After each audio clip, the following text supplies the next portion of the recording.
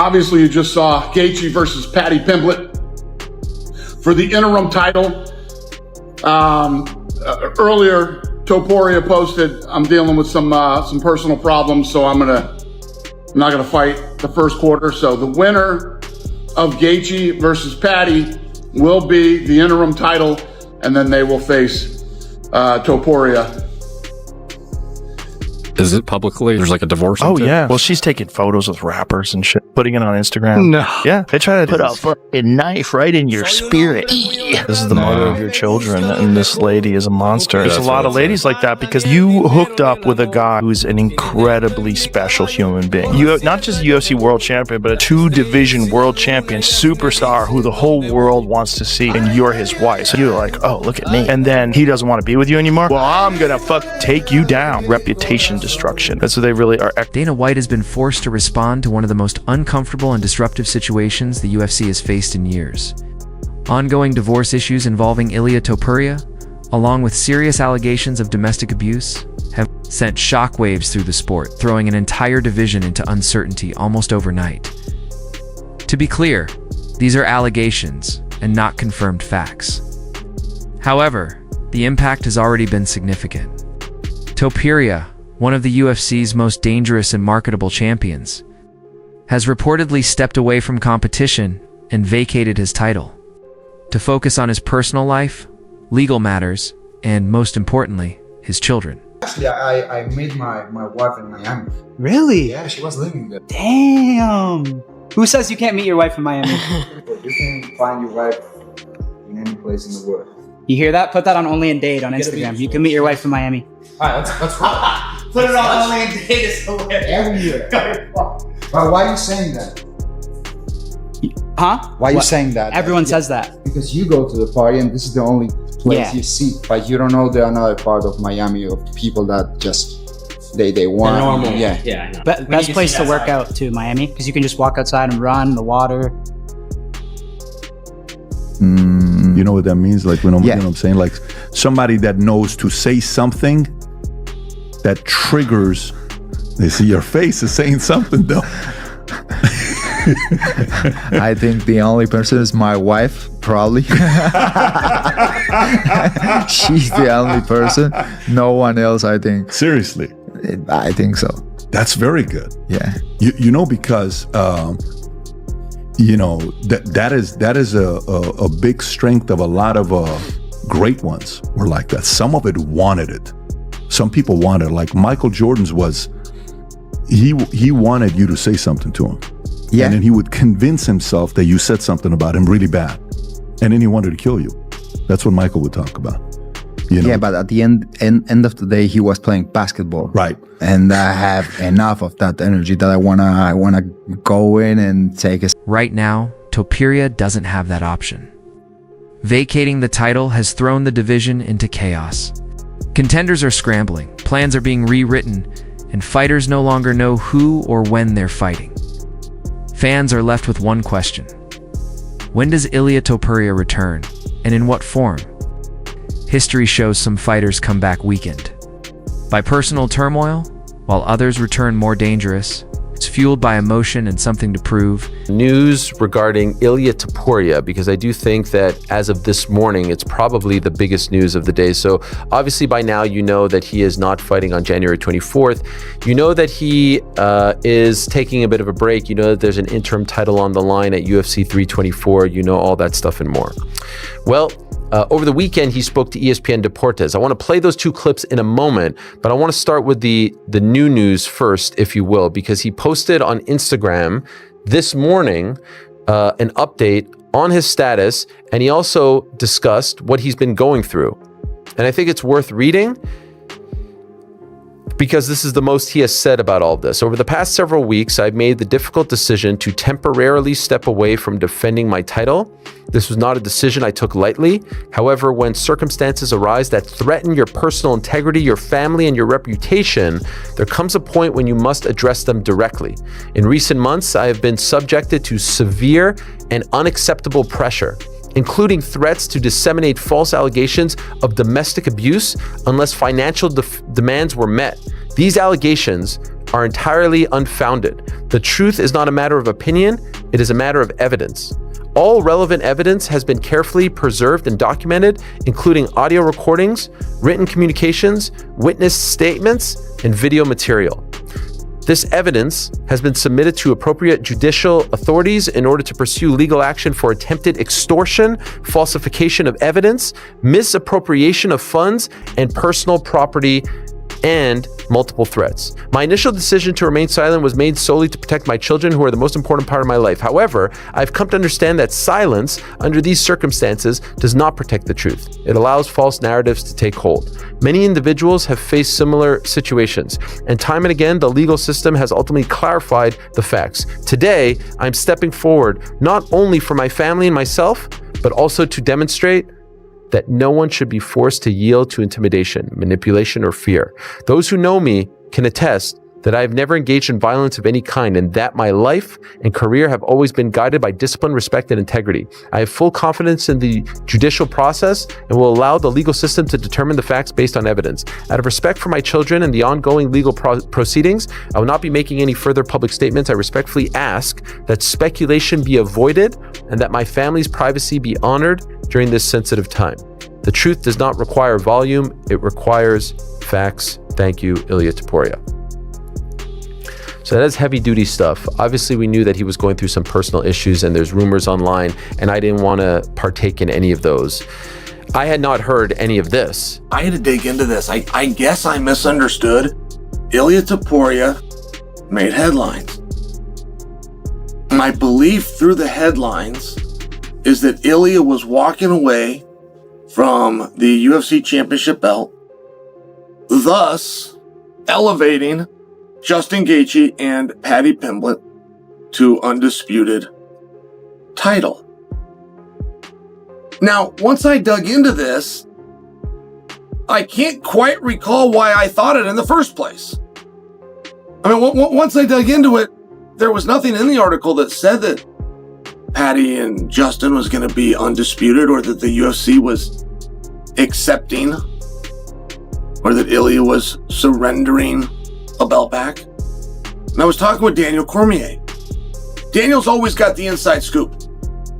It's like, hey Daniel, you just got back from calling this event. What is going on there? Is Justin and Paddy moved up? And Daniel said no.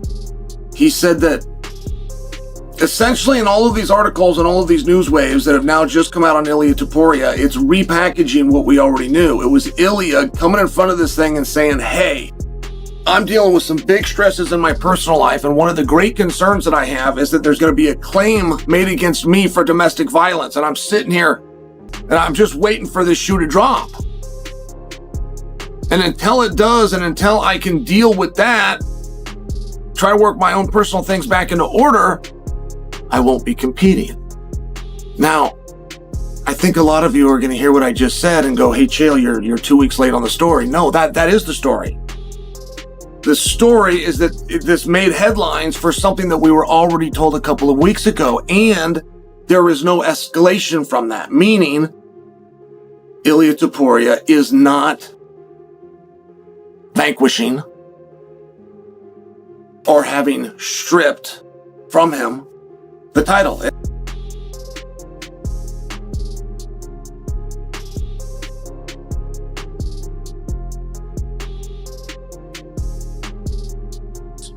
Ilia Topuria facing allegations of domestic violence. Strong allegations. If true, disgusting. From Ilia Topuria, very disgusting. It seems a bit weird. Okay, we've had no evidence against him. It seems like Ilia's proving more, or attempting to prove more, evidence of his innocence than there is evidence of the allegations. It's a very odd dynamic. We don't normally see it this way round. Okay? And he says he's being blackmailed, and he's got proof of it, and he's going to go to court with this, and that's why he released that statement the other day that I made a video about, but it was very vague. We don't know much about this. Now we do. Let's go through the information here, the new information, the new details.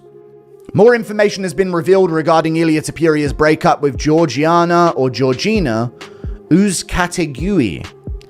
I don't know if that's how you pronounce it, but that was my attempt. per Rabago Isabel. I'm just reading what this guy says. He's a Spanish reporter. He's actually got quite a lot of followers, 130,000 or so. I think that's more than me. So this guy must be a pretty fucking big deal. Okay. The couple decided to split in August. I'm going to take this chunk by chunk of information and we're going to give my opinions on things as we do. Otherwise, there's just too much to go through. The couple decided to split in August. So this has been brewing for a while, which may explain how Ilia's been a bit radio silent recently in a division. He knew this was coming. This has been brewing for months. 4 months. Literally 4 months of time. This has been brewing. They split in August. And for a while, this has been silent, other than a couple of weeks ago. So that's very interesting as well, because then we get into the rest of this information, which has been posted, I believe, chronologically. Negotiations over the breakup began based solely on financial demands Georgina put on the table. Interesting way to start this. Very interesting way to start this. Now, a lot of people are saying things like, she's the rich one. I don't think that she's like the female. MMA world has seen both outcomes. And that uncertainty is what makes this situation so volatile. There's also the question Dana White knows fans are already asking. How long can the UFC realistically wait? 6 months? A year? Longer? At some point, divisions move on. Interim titles become permanent. New champions rise. And when the former champion returns, the throne he left behind may no longer be his. Who do you think wins if Islam and Topuria fight? I hope it's gonna happen. It's gonna be a tough fight for Ilia, for sure. Ilia make you either shoot him, which is he will stop, or no, Islam has to strike with him, and then striking, we all know how Ilia fights and how dangerous he is and how knockout power he have. So it's gonna be a tough fight for Ilia for sure, like every fight is, but I believe he can finish Islam Makhachev. Ilia moving up to lightweight. Is it safe to say that Ilia Islam is the fight that we're sort of working toward? There's still other possibilities. There's a lot of going on right now. Did he vacate the belt, or did you guys say we don't want to hold up the featherweight division? No, he did that. He said, I've done everything I can do here. I'm ready to move up, and he vacated it. I respect when guys do that. Do you feel that if the UFC gives this fight to Paddy the Baddy, do you think that's the right thing? It's a mess right now at 155 pounds. It's very difficult to say, Paddy Pimblett, you're next up, when you haven't fought Arman Tsarukyan, Justin Gaethje, Dustin Poirier, Charles Oliveira. I understand Arman weighed in as a backup. I gave you a shot for you to weigh in. You don't make weight. That doesn't make a company very, very happy. And can that company trust you? Who's done more than Justin Gaethje as far as favors for the UFC? That's not realistic, bro. The UFC moves on, bro. This is how you matchmake it. It does have to be Justin Gaethje versus Paddy Pimblett, and you do have to be fair. Give it to Arman. Arman does deserve that shot, bro. What was once one of the UFC's most exciting divisions has suddenly been thrown into complete uncertainty. Dana White hasn't shared specific details publicly, but behind the scenes, this is exactly the kind of situation the UFC fears most. Not because of rankings or potential matchups, but because controversies like this force the organization into full damage control mode. A champion is more than just a fighter. They are a brand in the face of an entire... Heard any of these allegations or rumors, innuendo, any of that. And so you can understand even more so why he would want to step away and not focus on fighting or defending his title, because obviously there's a lot going on. It's extremely sad. It's, I feel for everyone involved. I feel for his family. I feel for his kids. It's an awful situation. And so let's see what happens. Let's see what becomes of it. And let's see when we can see him back in there. As of now, there's no real timeline set in place. He spoke to ESPN Deportes about that, about his decision to walk away. Here's what he had to say, and I'll read the subtitles for you in case you're just listening to the audio. Finally, Ilia, because what the public wants to know, you announced not the first quarter that you'll fight in January. When would you like to fight? When you feel it's time to return? Well, Ilia says, as I've communicated, I'm going through some personal problems. I do not have an exact date when everything will be fixed. I hope that as soon as possible, as soon as it is solved, I will be ready to go back. In the Octagon, I prioritize at this time the welfare of my family, of my children, my own. So as soon as everything is solved, I will be back to the Octagon to give it the show that everyone deserves. He's then asked if he's going to be there. We are making decisions at this time, whether I'll make the trip on January 24th, but I hope so. I hope so. So that's what he had to say to ESPN Deportes on Saturday at his own event, WOW FC. I believe that was in Madrid. Interestingly enough, PT alerted me of this. It was actually streaming on Cristiano Ronaldo's YouTube page. So great, publicity. He's now teamed up with them and they're trying to do big things over in Spain. He was also asked, by the way, how the UFC was handling the situation and the kind of support that they were giving to him. Here's what he had to say. I think a lot of people were surprised that you were not fighting in the first quarter, at least. But how is it with the UFC? Are they understanding? Because obviously all the fighters can go through problems such as what you are going through. How understanding was Hunter and the other people involved? The truth is, Ilia says they have been excellent. We have a special connection. I have understanding without having to give a lot of explanation, understanding from them. From the very first moment, they have extended their hand. I have been offered their support in any time I needed it. So I don't really know. I'm very happy for the support I've received from them, for the understanding, and also happy about the steps that they have to take. It has obviously been a conversation we have had, and as a promoter now that I have the experience, I also have the experience of going through this part of the sport as a promoter and not only as a fighter. I understand in many, many more ways that perhaps.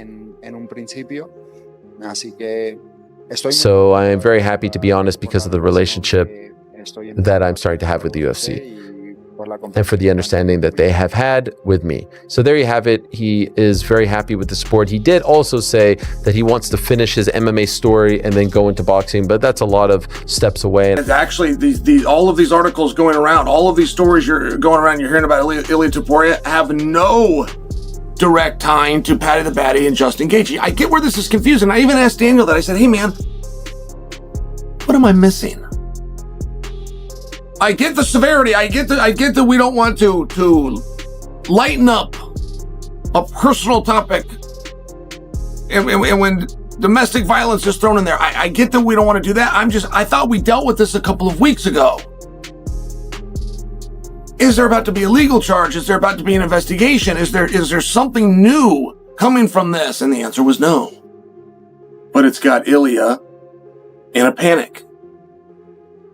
So I start reading these articles. I start going through them all. I'm going, man, these headlines are very misleading. Let me get to the bottom of it. And Ilia does at some point make that statement, which is, I knew that this was going to come out. I thought staying quiet was a way to deal with it. But I've now learned when you're quiet in the world of PR, it gives fuel to flames of false narratives. So I'm going to come out and I'm going to let you know that I am expecting sooner or later an accusation to be made about domestic violence. What do we do with the interim belt? I mean, I feel awful for Ilia Topuria, but not having heard any of this story, not having Ilia said that, or getting Daniel to explain it to me, or taking my time and going back and reading through the articles so that I come to you guys and I don't misspeak. Absent of any of that, I would have been able to tell you if it was in fact division. When that image becomes unstable, everything connected to it begins to unravel. From Dana's perspective, this isn't about punishment or passing judgment, it's about reality. You simply cannot prepare for elite-level competition while dealing with court cases, tense media scrutiny, and personal family turmoil.